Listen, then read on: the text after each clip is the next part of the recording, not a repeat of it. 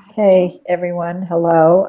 I'm Susan Stillman, the Director of Education for 6 Seconds, and it's my delight and pleasure to introduce our speaker today, Angela Giacomis. I'm not sure if I'm pronouncing that right, but you can correct me. You And are, you are. good. And I've had the pleasure of working with recently in one of our certification courses, and so I feel like I knew her before this hosting. And Angela is one of the top trainers and experts in human resources in Australia. And she started this company, CareerLink, in 1991, and it's really become an award-winning business. And Angela is a specialist in designing and delivering learning solutions and using assessments with deep knowledge in leadership, sales, customer service, and human relations. And of course, all that even more so with EQ. So we are looking forward to hearing more about that right now. So I'll let you go. We are recording and I will remove myself, but I'll be here. Okay, all right. Perhaps I should say g'day, given I'm calling in from Australia, Adelaide, South Australia. So a warm welcome to everybody on the call. And I really want to make this of value to people. So, and thank you for that welcome, Susan. As she said, my background's really in HR and learning and development. I work with organisations across the country with a real focus on, I guess, working with people for unlocking potential and performance.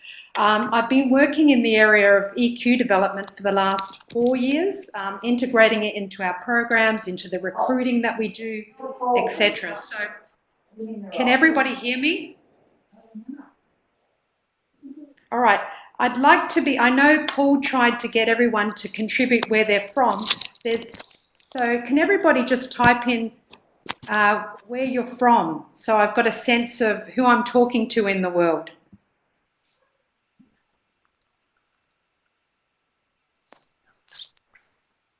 Monterey, California. Amanda from Adelaide. Okay, welcome. Someone from Michigan.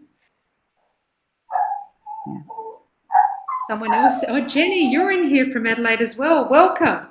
So, okay, so what I'm going to present to you is a real live case study. I mean, putting EQ in sales and really putting it into practice. So everything I'm going to share with you is based on a project that I've been working on over the last 12 months, and I'm about to go back into this environment in May to do another piece of work.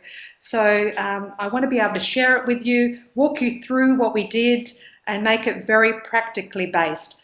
But I thought I'd start, and I want to set context to this project, because when we're moving people through change and moving them into, from a service to a sales culture, we've got to, EQ is very important. So I'll get Jenny. What we're going to do is I'll just play a video, and the title of this video is Every Person Has a Story. It's interesting, I used this piece of film in the training, so I thought I'd use it in this first part of, setting context to the project.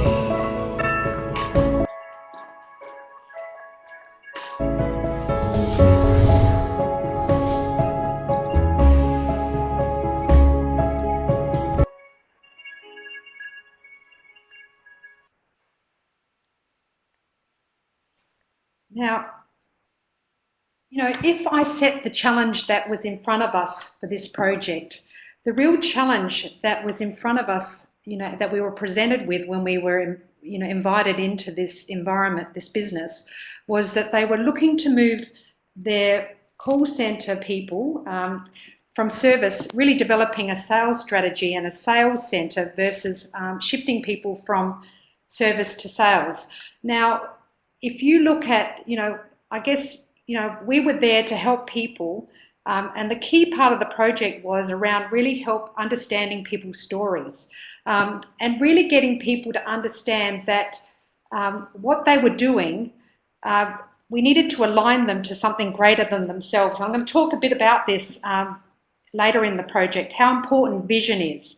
But it was really, if you talk to anyone who's been in a service environment and start to talk to them about sales, they're all going to have a story about why they can't do it, how they rolled up, how they came into their roles, more from a helping perspective, but how they really, didn't align to being in sales. So I saw this video myself when I was in Singapore on a leadership conference, and running a HR business. We were in an environment where we were migrating through great change in our practice. And I took this video back to my team and really got people to start to think about the true purpose of what we're here to do. So this session, I guess, is really about me helping you to understand what we did and how we did it, in how do we shift people who had entered a business, and we're talking about 100 people, to move from a service-orientated environment to a sales-orientated environment. And really, we can't forget that when we're doing that, people all have their own stories. So if we looked at, and I've got a poll in relation to this, generally, how were people feeling? How do you think people feel, these people were feeling, taking them from a service environment and then putting them in an environment where we were now asking for people to do sales? I've got some feelings up here, and what were the emotions do you think that people were feeling? So we've got their fear, frustration, anger. I just get you to click which ones really showed up for people. Okay, interesting. So as we look at the numbers, we've got 60% sitting on fear, and then we've got a large 60% at uncertainty. So a little bit of, a tiny bit of excitement there. So, and it actually speaks to what exactly what happened in the project. So if we look at the three buckets that people fell into, generally I say there were three prevalent emotions. The biggest one that we found was there was a huge group of people that fell into what I call this third bucket, the naysayer bucket. So when we're introducing change, and as it came up in your poll, people were in fear, frustration, concern, anxious. Then we had a number of people, I say, in bucket two, which, there was a high degree of uncertainty. I say these were the people that were feeling a little bit neutral, indifferent about the change, not sure about how it would impact their roles. And then we had a few people, a handful of people, really, I could say, that were in excitement. Actually, we're looking forward to the change. These were the people who were really being proactive in the roles already. So when we're thinking about, if you're running a sales force at the moment or a service, looking to optimize sales in your environment, I want you to go out and look at three things in your environment right now.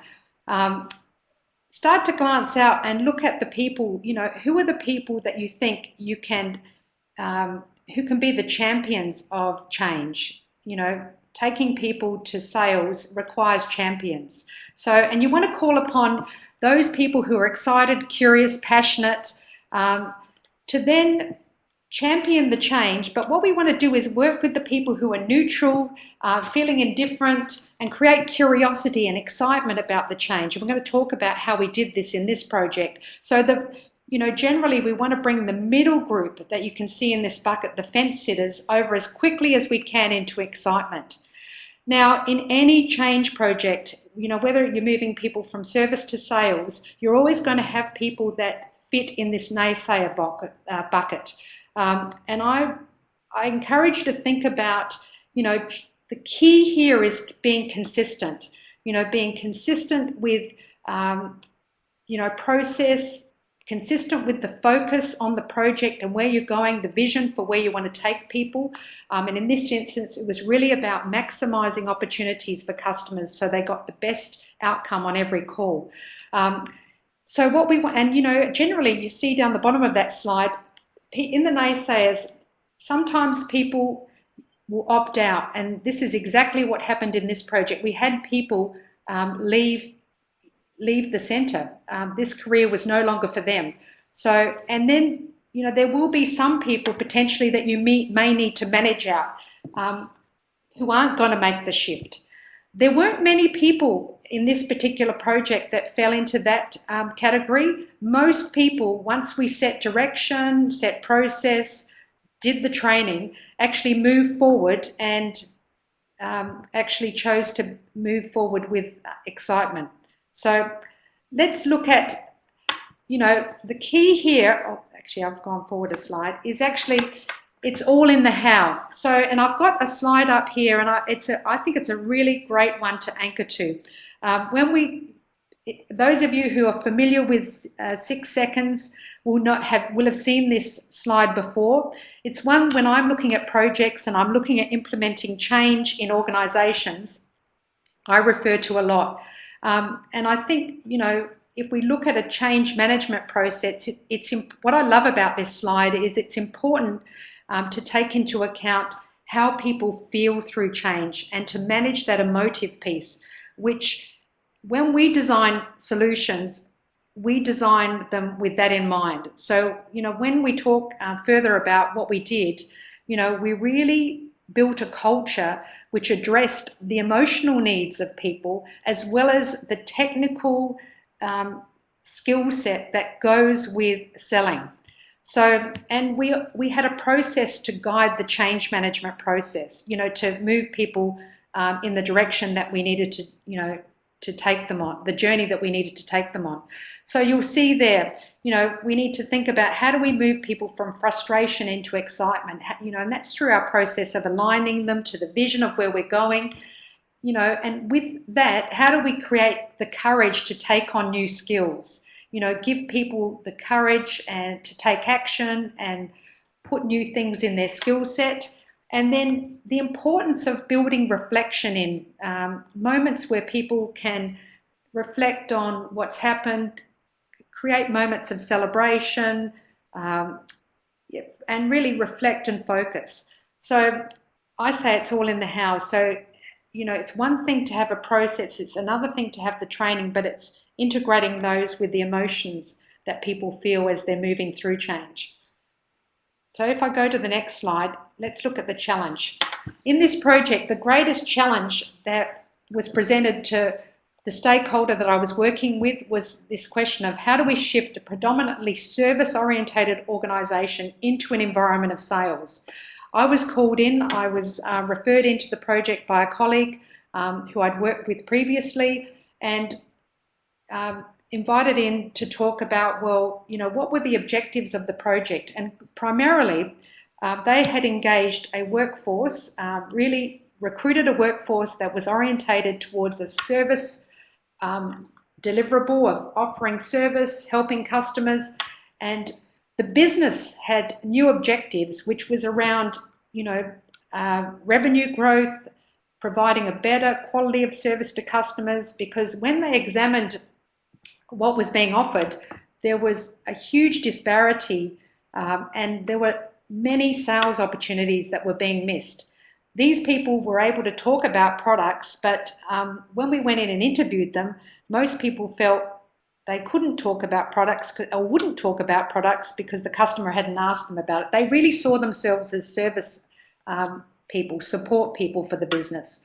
So the challenge was really presented to us that, how do we take our staff, our existing staff who are service-based and move them into a sales culture? And you'll see some of the obstacles that we were presented with. There was a misalignment with the people who were in the role. taking them now into a sales role. They just did not see themselves as salespeople. There was a lot of fear. It was rife. Anxiety, fear, and frustration. They were the common feelings when we entered this project. Resilience was low, and certainly I call it the mojo, motivation was missing. You know, the actual motivation to take action on being proactive on a call was virtually zero, which I'll show you a little later. There was a great amount of fear about the change, what it would mean for people if they didn't actually perform well or get the results. And when we looked behind, when we did an analysis of what was going on, there was really a focus on transacting each contact. And that's even the language that they used in this particular environment, that, you know, we've got KPIs to meet around how quickly we answer the phone. Everything was driven around the transaction versus managing a conversation. So we needed to shift even the language that was being used in this environment and start to talk about conversations, maximizing every conversation, fulfilling needs, which was new language.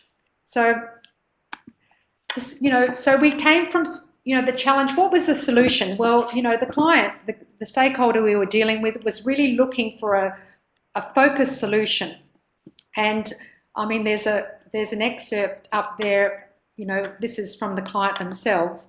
You know, they looked at multiple providers. What were they looking at? You know, what made, I guess, you know, when I asked the client, why did you choose us? His response was interesting. I mean, he was looking for someone to address the cultural aspects of sales at both the team and individual level. And when we talk culture, I refer to people as the environment of sales. You know, it's one thing we can set a process, but the environment where people will be successful at sales. And when we came to talk to him, it was really around, oops, I've gone back. You know, how do we look at this holistically? How do we examine this holistically so we get a solution that doesn't only get the lift, has sustainable gains in performance? So I've just jotted down there and something to review for yourself. We put into place a number of aspects that came together in the project. So we reviewed processes and we really looked at current processes and how did they match where the client wanted to go with sales. Then we had a process of engagement where we talked to the staff, we talked to the team leaders, we involved all the key stakeholders, and we really focused on a vision. What was the vision? And we in setting the vision for this project, we went back to the corporate objectives of the organisation and really spoke to, you know, well, fundamentally, what were they really all about? And, you know, if you're on the phone, what were you really there to do? Now, if you think about insurance is something you buy, you don't actually purchase, you get a piece of paper. Insurance is peace of mind. So one of the things we really had to lift was how important it was for people to have the right insurance and what would it mean to a customer if they were underinsured. And how could consultants really contribute to customers by giving them the best solution? You know, giving them safety, peace of mind that if they were in crisis, they could come to their insurance provider and be covered. I mean, that was one of lifting that up so it's meaningful for everybody. Then we delivered the training solution, which was really an integrated approach. It was a 2-day program. Day one was really around gathering self-awareness, dealing with the emotive elements of what it means to move out of a service-oriented role into a sales role, and really that developing the EQ, the capacity to manage their emotions, to create optimism that they would be good at this, and to motivate people, to really, I guess, help people to, you know, foster that intrinsic motivation to actually go out and be successful at this. And then day two was really, you know, the aspects of sales, technical aspects, integrating what they'd learned on day one. You'll see there's follow through. So I'm going to talk to this a little later in the project, but it's very important when we're, you know, working on projects like this, that we build in that consistency and follow through, and a systematic approach to follow through that actually has people reviewing, reflecting, refocusing, critical. So I think too often when people implement these sorts of projects, a lot of time is spent on the front end, developing the content, getting the engagement, and then I say the fortune is in the follow-up. So it's actually what we're doing to build that daily discipline with people so that they're sharp, and they're running the 100-mile, the 100 miles consistently and able to regenerate themselves. So let's have a look at the next slide. And I've just bulleted this out for people. We really took a very systematic approach, and first part of this project was all around aligning with the corporate objectives. What did we want to get? What did we want to fulfill? At the end of the project, when I called, when I went into the client at the end of the financial year, what would we be talking about? What would be the success factors that would say we've been successful? And really, it was around maximising opportunities, lifting sales, getting two things. There were two aspects of this project that were really important, that we were able to engage people so that they would take on and be proactive with sales, so versus just reacting to what customers were saying. And then, so that proactivity element is really important, and that's driven, I say, by motivation, creating motivation, the fire in the belly to do it, which is different for everybody. So we really needed to align with those objectives, and two, that there was a lift in sales, and you'll see, there was a huge lift in sales. So what did we do? You'll see it bulleted out for you. We actually confronted, first step was to do a current state analysis. What was the current state? What were, where were people at? What processes were in place? How did people approach what they were doing currently? How were they measured? How were they led? And to get leaders, people who were leading from the front, to set objectives around that and take ownership of that. So we did a lot of engagement in conversational groups, bringing on board the leaders, and we engaged them in a strategy to really, and built the understanding that it was very important that as leaders they created safe passage for people to move through change. So taking them through that 6 seconds change model to understand that when people move through change, it's normal to feel a range of emotions, but it's how do we keep moving people through and managing those emotions. Then we aligned the consultants and the team leader through this integrated sales development program. Leaders sat in on the program and got an intimate understanding of the content, and were there with consultants, so to build their understanding of what people were asked to do. So it really meant they gathered a deep understanding of the content.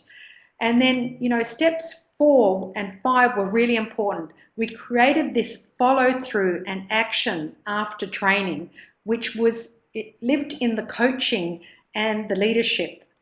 So long after the project was delivered, we had to ensure there was a mechanism for the messages of the learning to exist in the conversations of the team leaders, and that was through coaching sessions. And it was actually, we created a systematic approach through this concept of a daily huddle. So now, which is all about fostering communication. It's interesting, if we want to create a culture of sales, I say there are 3 things that need to be in place, and I call them the 3 V's. I always come back to them. Very clear laser light vision, got to know where we're going, what do we want to do, got to have some values that align people to the behaviours, what do we expect, and we've got to create communication, keep communication going, so an engagement, which was through these daily huddles.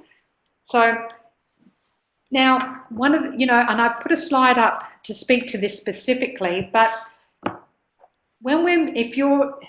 and I don't know what environments people have come in from, but when we're moving people from service to sales, some of the things we captured throughout this project, I say it was a list of fears or concerns, or it was common myths and beliefs that people had. So I've put a couple out here, and I'm sure they're in environments that you've worked in as well. So if you ask anyone who's in service and you want to move them to sales, you know, they might say to you, well, I'm a caring person, not a self-centered salesperson.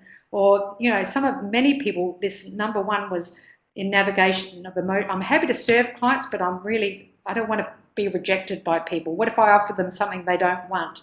So, you know, addressing these emotive feelings that people had about moving from service to sales was critical, because sales has a bad name. When you bring the word sales to people, it creates a lot of feelings. People have experienced pushy salespeople. People don't see themselves as salespeople. So anything that we do in sales training, I believe, needs to address this emotive piece. And we need to emotionally shift people and give them the confidence to move forward with confidence. And really, we actually focused it down to maximizing opportunities one conversation at a time. It was all about conversation. This project was all about maximizing opportunities with customers one conversation at a time. So we even shifted the language from sales to all about maximizing opportunities. And it seemed to actually open people up to the idea, actually, I can maximize an opportunity. I can talk to someone about a need. So now the next slide just walks you through some of the, and you'll see a couple of the training slides in there. And these, I guess, if we looked at content-wise in what we did in the deliverables of the training, that first part of the morning on day one was all about the corporate alignment, and it was all about lifting noble goal here. You know, why would it be important? Why would you want to be in this conversation with people? Why is it of meaning to you? Because we really need to create motivation. So I want you to think about anything that you're delivering in sales training needs to connect people, their purpose of why they see themselves in the role, to the organizational purpose. So, and I say it needs to be bigger than themselves. It's not about getting the sale. It's actually about making sure that the customer, in this case, isn't underinsured. They've got everything they need in their circumstance to cover them in the crisis. And really, when we underinsure them, we're doing them a disservice. So by not talking to someone about insurance, we're not actually serving them. So then we really got consultant buy-in. So, you know, once we lifted noble goal and we created a bigger piece, a bigger purpose for people, we were able to then look at how do we align people to that? How do we create buy-in? And really this was around reminding people, what did they really like about their jobs? You know, I love serving people. That's not going to go away. You're still going to serve people. I love connecting with people. And I like actually getting a great result. So in fact, when we could bring that to people, we started to get excitement and buy-in. Then we looked at the emotional capabilities, which is all around all of the fears people had about taking on these new sales skills or selling in a different environment, because there's lots of competitors out there and people were unsure about which way they should go. So this is all about building resilience, building optimism, helping people to navigate the range of emotions that they feel when they're placed in daily conversations with people. Because these calls, sometimes people would be ringing for a claim, sometimes it would be to renew something. So, and it was actually helping people to navigate the range of emotions that come to them from customers in any one day. And then we developed brilliance in their sales skills, really the hello to goodbye of a conversation. What are the 7 steps that people need to move through? How do you manage the flow of a conversation? And how do you dance in the conversation? So there's the process, and then there's actually how do you come to the conversation to be your very best and give your very best, and manage yourself every day so you're your very best. Play the game like a champion. So we had this thing about being in the game, and playing like a champion. So I just want to spend a moment talking to you about the follow through. So we delivered the project and we took it to 100 people, but once, we often come into projects, in this case, we worked with the team members, we worked with the team leaders, but the team leaders, the people who are leading your centres, are critical to the success of any project. I can't stress that enough. And it's, I say, you'll see the quote there, leadership, team members mirror the leadership in the centre. So, or in the environment. So, and the leaders must live and breathe and be passionate about where you want to go, and be in the game on where you want to go. So it was really important for us to ensure that whatever we were delivering after we left would be modelled, practiced and integrated into the teams. Now this is critical in any projects like this. So I'll come back. I think I've got a question there, so I'll come back to that in a moment. So team leaders attended the training with consultants to develop an understanding. I mentioned that earlier. But then we developed a coaching program just for the team leaders. So how do you work with people? How do you lead people when they're transitioning through this change from service to sales? How do you coach someone in the sales environment? How do you model the things that people need to do to maximize an opportunity with a customer? So I've got a little poll here, and I just want to get a sense of, do you have a coaching process in place?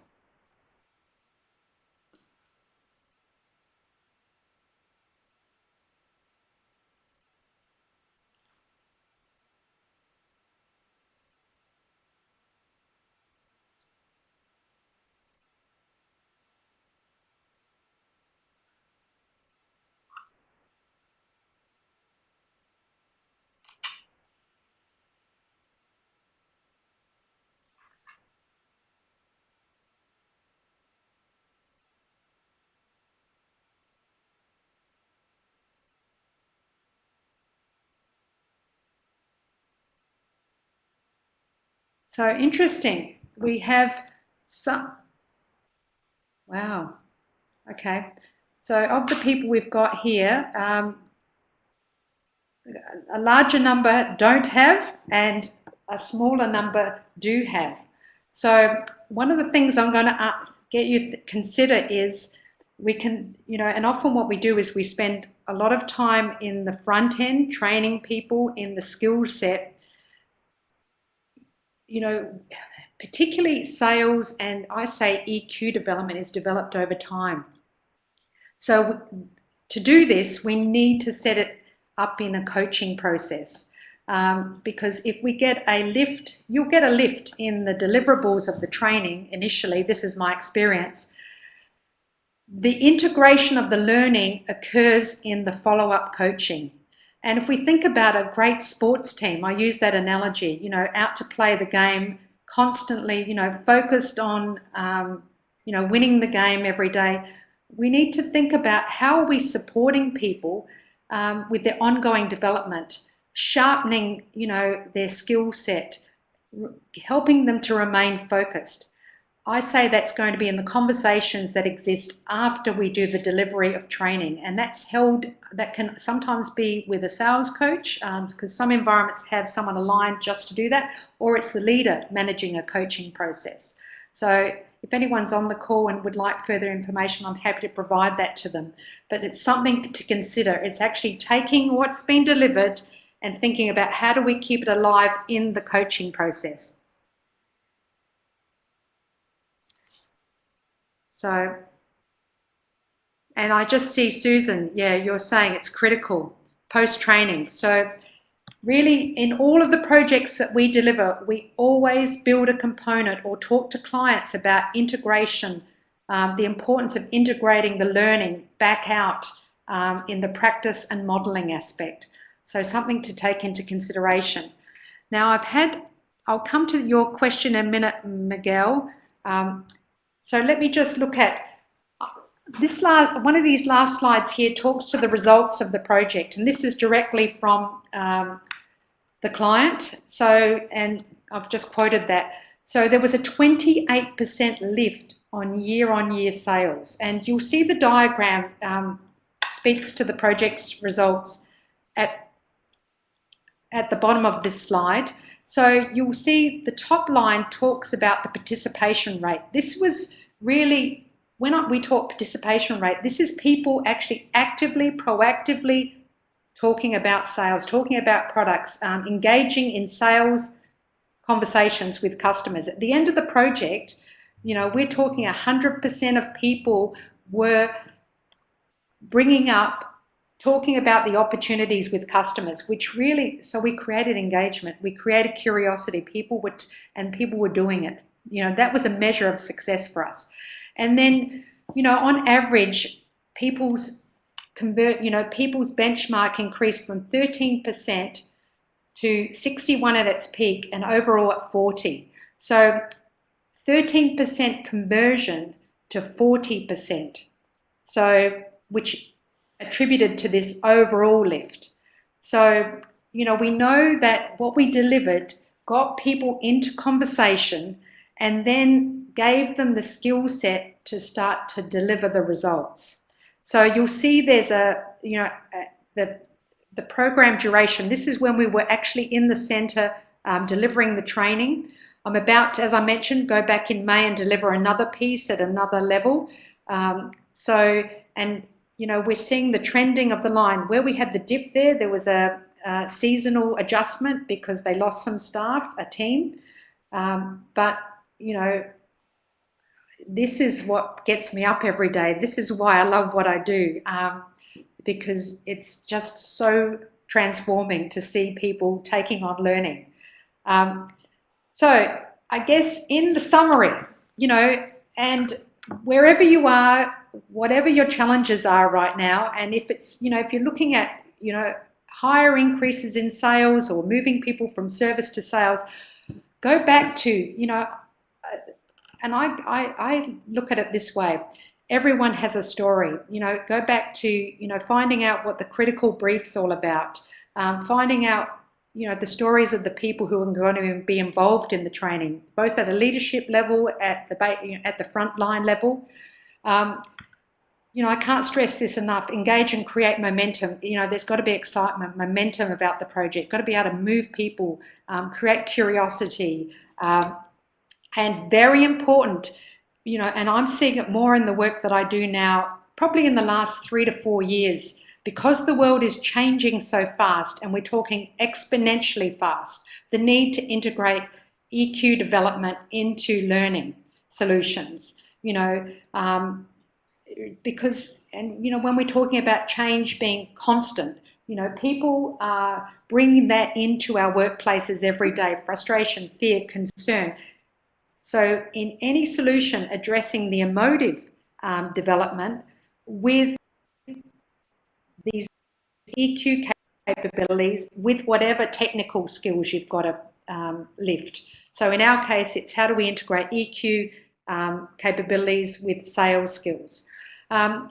Make sure you create a process for the project, you know, to guide the transformation. You know, look at that beginning piece around engagement, aligning to corporate objectives, then, you know, engagement of key stakeholders, the leadership team, then the deliverables of what we're delivering in all areas of training, and then I can't stress enough the follow-up. And how do we create structure in follow-up, whether it's meetings, not meetings for meeting's sake. I'm saying make your meetings opportunities to engage and keep curiosity and excitement alive.